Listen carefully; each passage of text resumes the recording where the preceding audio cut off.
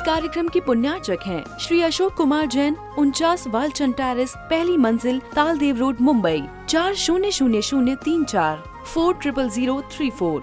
श्री अनुराग जैन, श्रीमती सरिता जैन, कोसी कला, मथुरा।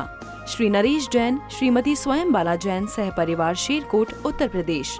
श्री अनुज जैन, श्रीमती पायल जैन, श्री अरहम जैन, श्रीमती अनुष्का जैन, श्री अपूर्व जैन, श्रीमती कुसुम जैन, चिलकाला, सुल्तानपुर, उत्तर प्रदेश। श्री कुंज बिहारी लाल जैन, श्रीमती कमला जैन, मेरठ, उत्तर प्रदेश। उसके बाद तो वह वृक्ष और बट वृक्ष कब बन गया पता ही नहीं लगा, और संस्था से प्रतिवर्ष सीए, सीएस, इंजीनियर, विद्वान होने के साथ साथ लौकिक शिक्षा में ही बहुत अच्छे अच्छे लोग निकले, और इंदौर में अधिकतर सीए श्रवण ज्ञान भारती से निकले हुए सीए हैं। पुणे में सीएस अधिकतर श्रवण ज्ञान भारती से निकले हुए सीएस हैं। और विद्वान वर्ग में तो आप दो विद्वान तो यहाँ पर देख ही रहे हैं। मैं 2007 बैच का हूँ और विकर्ष भाई 2015 बैच के हैं। ऐसे ऐसे आपको विभूतियां वहीं मिल सकती हैं, क्योंकि ज्ञान सागर जी महाराज का विशेष आशीर्वाद हम लोगों पर रहा। कोविड काल में भी हम लोग पहुंच नहीं पा रहे थे संगोष्ठी के लिए, क्योंकि 11 जुलाई को हम लोग किसी ना किसी प्रकार से मिलने की कोशिश करते हैं।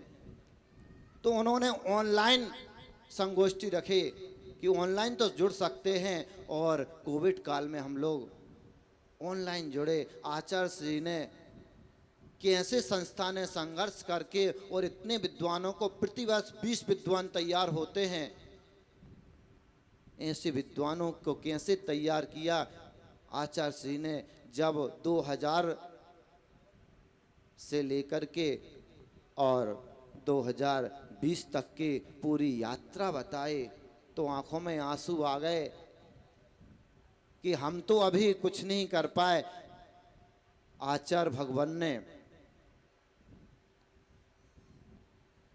जो सपना देखा है, हम उसी सपने को पूरा करने के लिए अपना सर्वस्व निछावर करेंगे। विकर्ष भाई के बारे में बताऊं, मैं तो संस्था से निकल आया था, बाद में आया, ज़्यादा परिचय नहीं हुआ विकर्ष भाई से, लेकिन जितना मैंने विकर्ष भाई को जाना सुना, विद्वान होने के साथ साथ एक श्रेष्ठ कवि भी हैं। इन्होंने जैन दर्शन से शास्त्री की, अनेक शास्त्रों का अध्ययन और अध्यापन कराया। छैढाला, द्रव्य संगय, तत्वारसूत, सर्वार सिद्धि उपाय, पद्म पुराण, हरिवंश पुराण, समयसार आदि अनेक ग्रंथों का इन्होंने संस्था में अध्ययन भी किया और समाज में जाकर के अध्यापन ही कराया। इनको अनेक पुरस्कारों से पुरस्कृत भी किया गया। आप लोग जब शंका समाधान सुनते होंगे तो संचालन में निश्चित रूप से विकर्ष भाई को ही देखते होंगे। प्रमाण सागर जी महाराज का विकर्ष भाई पर विशेष आशीर्वाद है, और जब शंका समाधान का संचालन करते हैं तो उनके व्यक्तित्व का निखार आपको दिखाई देगा। किस प्रकार से शंकाओं को लेकर के और समाधान तक पहुंचाते हैं। मुनि श्री प्रमाण सागर जी का ऐसा आशीर्वाद बहुत कम लोगों को मिला, उनमें से एक विकर्ष भाई है। इनका पूरा परिवार धार्मिक है। आपको पहले भी लोहागढ़ मंदिर में ज्ञात हुआ था कि इनकी बुआ जी से उत्तम परिवार से, जहां धर्म की प्रभावना प्रत्येक सदस्य में है, ऐसे परिवार से। और हमारे बीच विकर्ष भाई आए हुए हैं और इस सेशन को माताजी के आशीर्वाद से हम लोगों को आगे बढ़ाना है। हमें मानव उत्थान में और नारी की भूमिका क्या होती है, यह संस्कृति उत्थान में नारी की भूमिका क्या होती है, आज हम नारी की भूमिका को समझ रहे हैं, सुनना चाहते हैं, जानना चाहते हैं। लेकिन यदि हम नारी की भूमिका को देखें भगवान आदिनाथ के समय से, तो ज्ञात होगा कि नारी हर एक जगह पर श्रेष्ठ रही है। भगवान आदिनाथ ने अंक शिक्षा और अक्षर ज्ञान किनको दिया? ब्राह्मी और सुंदरी को दिया। दोनों स्त्री पर्याय नारी। तो जो इस अवसर्पणी काल में अक्षर और अंक ज्ञान प्रथम बार प्राप्त हुआ, नारी को ही हुआ।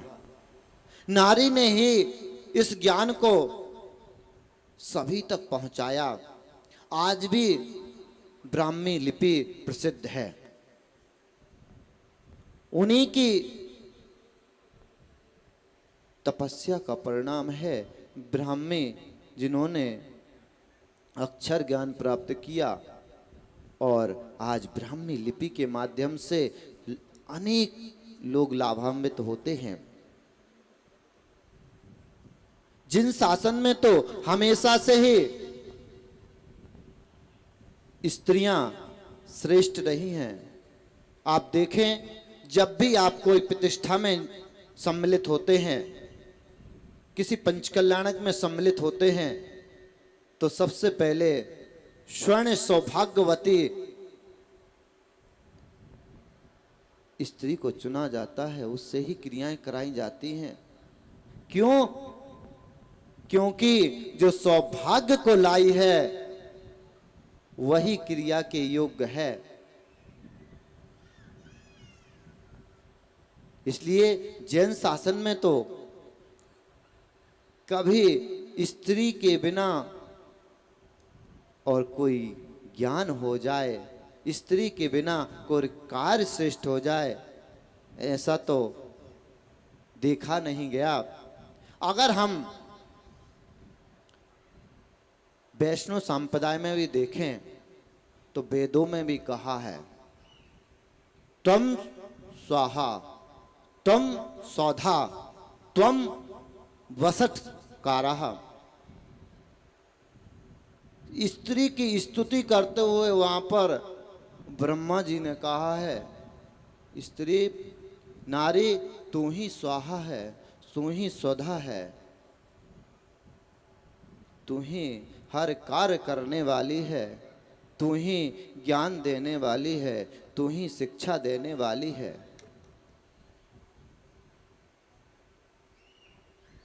देवों ने भी नारियों की ऐसी स्तुति की है।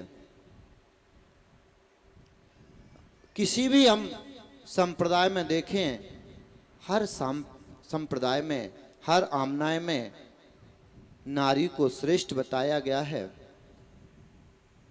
और हमारा तो सौभाग्य है कि इस विषय पर चर्चा करने के लिए हम लोगों को इस विषय पर और विस्तृत जानकारी प्राप्त कैसे हो, इसके लिए माताजी ने खुद अपना मंगल आशीर्वाद दे करके और सानिध्य दिया है। हम बड़े सौभाग्यशाली हैं। ऐसे माताजी के चरणों में बार बार वंदना और नमन करते हैं। माताजी, इस विषय पर तो आपके अलावा कोई श्रेष्ठ बता ही नहीं सकता कि आगम में नारियों को क्या क्या विशेषताएं दी गई हैं, क्या क्या पदवी मिली है, उन्होंने कैसे शिक्षा दी है, कैसे धर्म की प्रभावना की है। अनेकों उदाहरण हैं। हम लोग अठाइयों में सिद्ध चक करते हैं, यह सिद्ध चक किनकी वजह से हुआ? मैना सुंदरी। हम यदि कोई भी विधान लें तो उसमें कहीं ना कहीं नारी की विशेषता रही है। बिना नारी के कोई भी धार्मिक अनुष्ठान नहीं हुआ है। तो ऐसे महासतियों के विषय में तो माता जी से श्रेष्ठ कोई बता ही नहीं सकता है। माता जी ज्ञान की भंडार हैं और परम सौभाग्य रहा कि इस वर्ष माताजी का चातुर्मास मुरादाबाद शहर को मिला।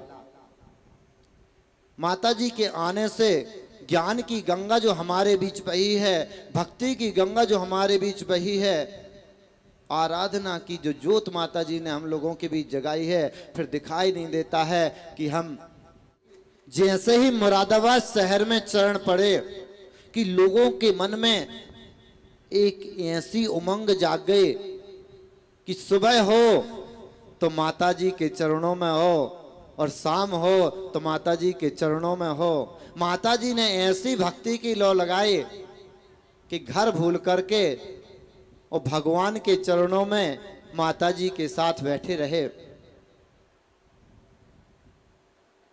माताजी 2 तारीख को कलश स्थापना होती है और 3 तारीख से ही आदिनाथ भगवान की भक्ति विषापहार स्त्रोत विधान के माध्यम से ऐसी अनुपम भक्ति।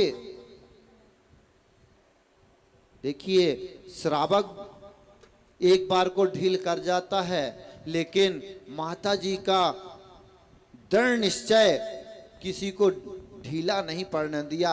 माता जी 6 बजे, स्वास्थ्य कैसा भी हो माता जी का, लेकिन 6 बजे सुबह और लोहागढ़ मंदिर जी के लिए दर्शनार्थ निकल जाना। कोई एक भी हो, एक चला जाए, 6 बजे जो भी हो, लेकिन टाइम बिल्कुल 6 बजे का ही था। 6 बजे तो निकलना ही है जिनेंद्र भगवान के दर्शन करने के लिए। 6 बजे माताजी दर्शन के लिए निकले, दर्शन किए और 6:30 बजे तक धर्मशाला में पहुंच करके और विधान की क्रियाएं शुरू करा देना।